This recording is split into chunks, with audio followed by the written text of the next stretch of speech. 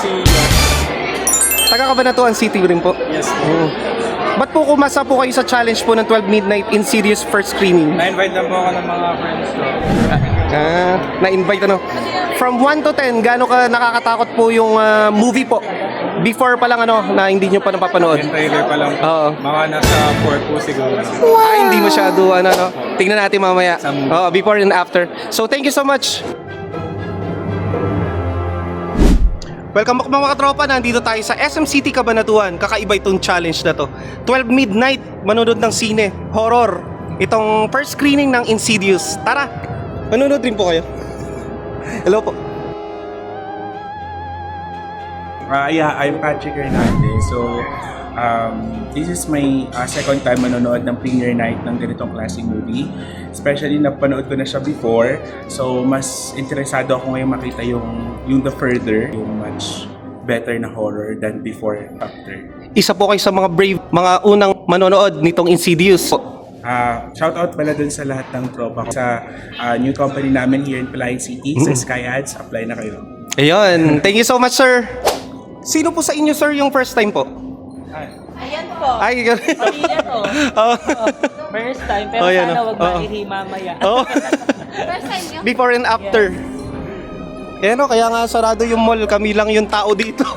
Dati, ano pa kami, dumadayo pa kami ng Clark para... Ay, dumadayo pa talaga sila. Para Oh. sa mga premiere night ng horror. Layo nung Clark, nagpupunta rin ako dun eh. Oh, ganun yung pinupuntahan namin kasi hindi naman masasabing totally fan kami pero gusto kasi namin talaga yung Yung challenge talaga oh. Iba yung adrenaline rush. especially iba ata yung atake nila ngayon Oo. sa limang chapter. Shoutout po sa ating magigiting na security officers dito sa SM City Cabanatuan. Talagang dinagsa ang first screening o premiere night ng Insidious. Para sa mga hindi pa nakakapanood at gusto nyo isama ang buong tropa o pamilya, you can buy your tickets at SM Tickets website or you can buy physically in SM Cinema at SM City Cabanatuan. If I'm not mistaken, dalawang sinihan nila ang naka-assign para sa movie na Insidious. Ganong karami ang mga nag-purchase ng ticket. Thank you so much Ma'am Shin Eugenio, PR Manager of SM City Cabanatuan, and Sir Obin for assisting us. First time ko rin manood ng horror movie, hating gabi. Pero gano'n din naman, parang pareho lang din naman kasi madilim na rin naman sa sine. Si Kuya G also took the challenge. Yes. Si Nueva Ecija from the events. Yan.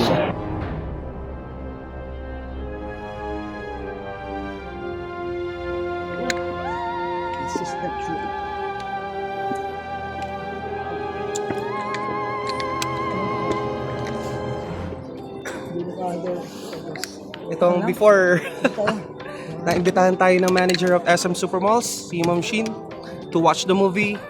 Ito yung before the disaster. Before walang matuto. Kaya get your popcorn and water.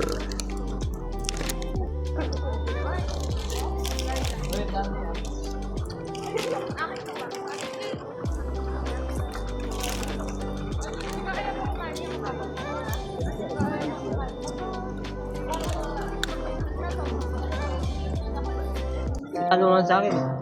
Yan. Karaniwan sa mga yung mga nanood ng sine, merong kasamang jowa. Para kapag yung nakakatakot yung scene, akap sa jowa. Paano yung single? Sa naakap, sa popcorn. Nanin muna. Mamaya tingnan natin yung after. Once na nagsimula na kasi yung viewing or screening, bawal na i-video sa mga moviegoer, no? Mga nagbibideo kayo. Na-upload nyo pa sa Mighty, bawal yun.